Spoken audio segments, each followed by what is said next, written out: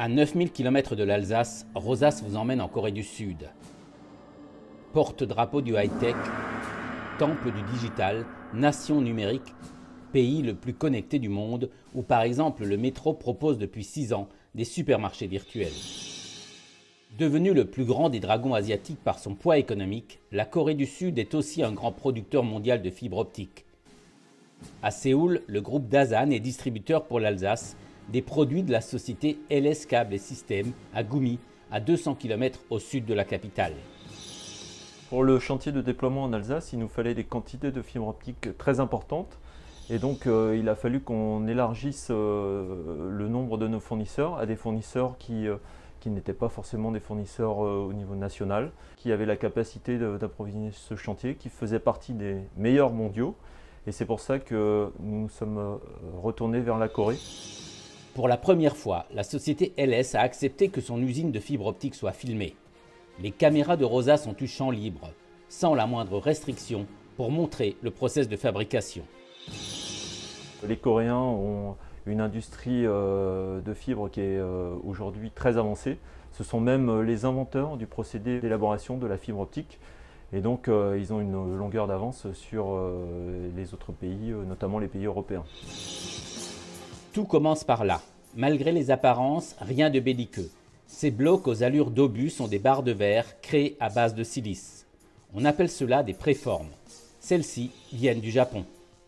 Les enjeux pour Rosas, c'était de trouver un fabricant qui avait la capacité pour nous permettant de sécuriser le planning de déploiement, c'est-à-dire d'approvisionner la fibre en quantité suffisante pour ne jamais interrompre le déploiement en Alsace. Et voici maintenant l'incroyable technologie, jamais montrée jusque-là.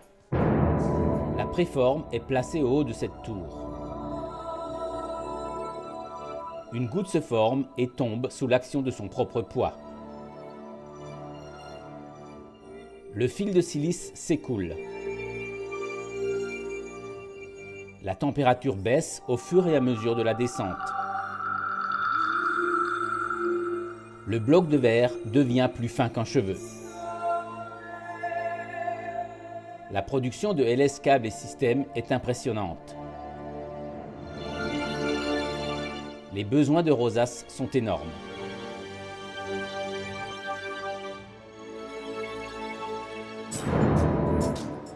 Et voici la suite, le fil de fibre optique. Il est surveillé par une batterie de caméras et une flopée d'instruments de mesure, le tout dans une atmosphère où la moindre poussière est chassée. Enrobée de résine, polissée, colorisée, la fibre optique est enroulée sur des bobines de 50 km. Et là, on se croirait dans une mercerie géante. La fibre optique est revêtue d'une première couche de plastique pour protéger le filin de verre contre la casse et lui conférer de l'élasticité. La moindre opération est contrôlée. Et regardez cette image étonnante. Les rouleaux orange sont destinés au marché mondial. Les quelques rouleaux bruns sont pour la France.